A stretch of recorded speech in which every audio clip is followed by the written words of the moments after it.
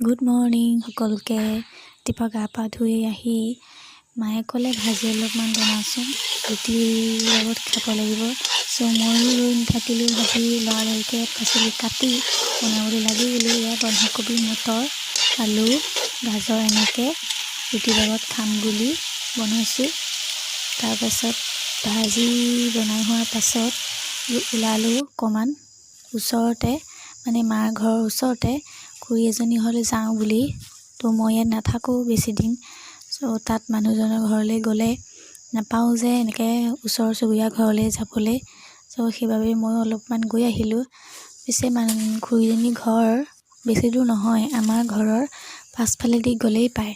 পিছফালেদি পথাৰেদি যাব লাগে। ভণ্টি আৰু ময়ো দুইজনী একেলগে গ'লোঁ খুৰীজনী ঘৰলৈ বুলি। ওচৰতে মোৰ লগৰ এজনীও আছিলে, তাইকো লগ ধৰিম বুলি আহিম বুলি ওলাইছোঁ।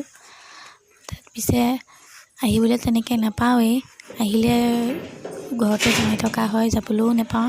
এতিয়া ভণ্টিয়ে গেটখন খুলিছে, একদম বহুত জোৰ দিব লগা হৈছে জানেনে। আজিলৈ ইমানেই, ভাল লাগিলে লাইক কৰিব।